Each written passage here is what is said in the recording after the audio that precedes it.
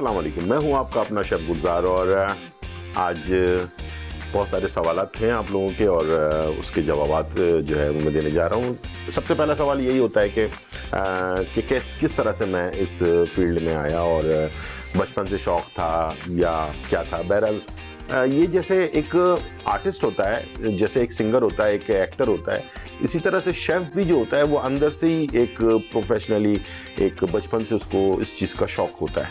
तो हालांकि मेरी फैमिली जो थी वो बेसिकली मेरे वालिद साहब इलेक्ट्रिकल इंजीनियर थे और वो चाहते थे कि मैं इंजीनियर बन जाऊं, लेकिन जाहिर बात है अच्छा मेरी फैमिली में और कोई शेफ़ नहीं है, लेकिन मुझे शौक़ था कि मैं जो है ना इस चीज़ में आऊँ।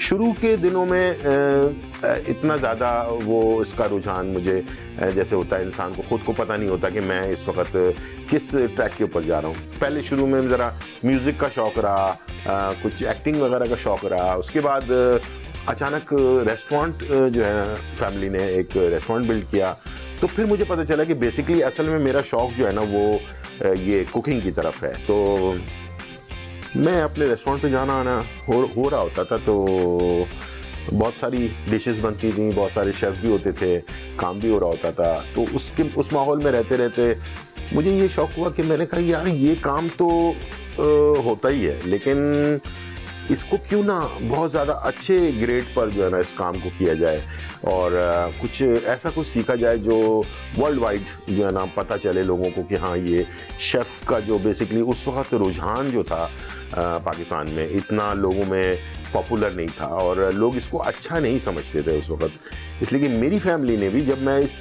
कोर्स को करने के लिए जा रहा था बाहर, तो मेरी फैमिली ने भी बहुत इसके मुखालफत की कि नहीं ये बिल्कुल अच्छा काम नहीं है और ये कोई शेफ़ बनना, कोई बावर्ची इस टाइप का नाम जो है ना वो लेकिन मैंने उनको समझाया, मैंने कहा नहीं, अभी वर्ल्ड में ना इसकी एजुकेशन होती है, बाकायदा इसकी एक डिग्री होती है, यूनिवर्सिटी जाना पड़ता है, वहाँ से डिग्री लेनी पड़ती है, 3 साल का पढ़ाई होती है इसके अंदर, तमाम जैसे लवाजमात होते हैं यूनिवर्सिटी के उस तरह से पढ़ाई होती है। तो बहरहाल बहुत ही घर में समझा बुझा कर फिर मैंने जो है इस चीज़ पर राज़ी किया कि मैं बाहर जाऊँ ट्रेनिंग।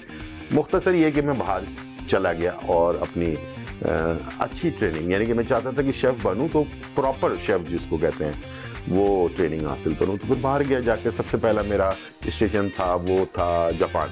तो जापानी अच्छा जैसे कि इंजीनियरिंग होती है या डॉक्टरी होती है तो पूरी दुनिया में आप कहीं पर भी सीखते हैं तो पूरी दुनिया में आप उसके ऊपर काम कर सकते हैं। तो मैं भी जैसे जापान गया पर वहाँ पर मैंने ट्रेनिंग हासिल की।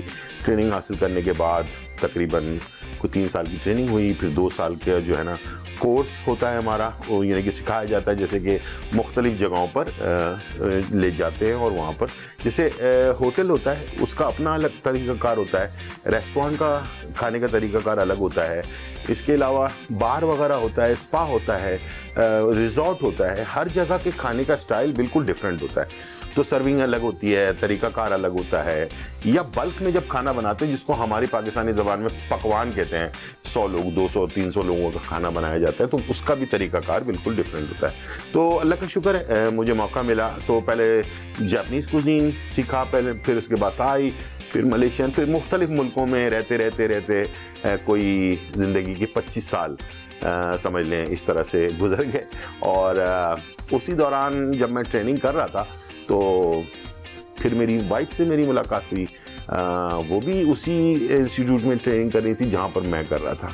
तो अच्छा बड़े जापानीज़ लोग बड़े हम्बल और बड़े हेल्प करने वाले लोग होते हैं, तो वो जो करीब लाने का सिलसिला इस तरह से हुआ कि जब ज़बान में मसला होता था मुझे कि ज़बान बोलने में प्रॉब्लम होती थी, तो वाइफ जो थी मेरी, जब उनसे मुलाकात हुई तो वो मुझे ज़बान में हेल्प करना, चीज़ों में हेल्प करना, बताना कैसे ये इस तरह से ज़रा करीब होना शुरू हुए आपस में। तो फिर उसी ट्रेनिंग के दौरान तो एक तो सारी चीज़ें हेल्प हो रही थी, उसके अंदर ज़बान में भी हेल्प हो रही थी, और भी बहुत सारे ऐसे सिस्टम होते हैं जो हर मुल्क का अपना अपना एक सिस्टम होता है। तो उसमें फिर मुझे समझाना, बताना, खाना पीना, बहुत सारे मसले मसाइल थे।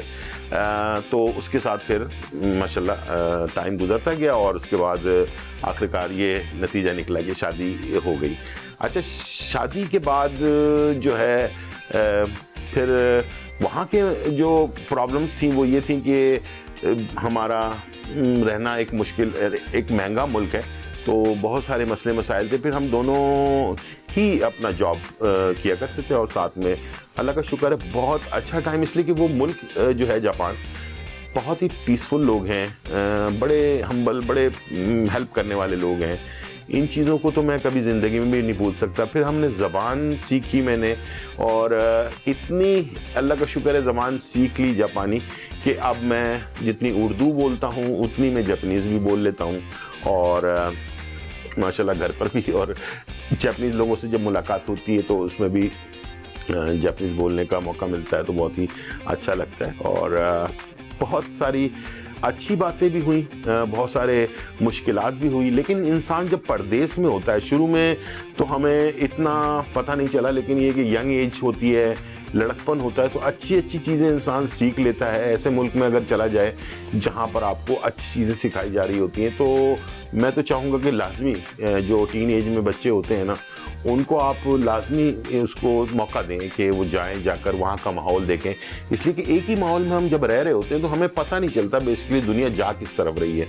तो जब आप ऐसे मुल्कों में जाते हैं तो आपका दिमाग खुलता है, आपको पता चलता है कि दुनिया अभी बहुत बहुत ज़्यादा आगे चली गई है। तो इस टाइप की चीज़ें जो है सीखने का मौका मिला। दूसरा ये है कि वहाँ का रहन सहन, वहाँ का सिस्टम, ट्रैफिक का निज़ाम, और इसके साथ साथ बहुत ऐसी चीज़ें हैं जो बहुत अच्छी वहाँ की थी। तो बाकी बातें भी बहुत सारी इंटरेस्टेड हैं जो शादी के बाद की हैं। तो मैं इंशाल्लाह अब नेक्स्ट एपिसोड में अपनी वाइफ को भी बुलाऊंगा और आपसे इंशाल्लाह उनसे भी मुलाकात करवाते हैं। तो जब तक के लिए बाय बाय।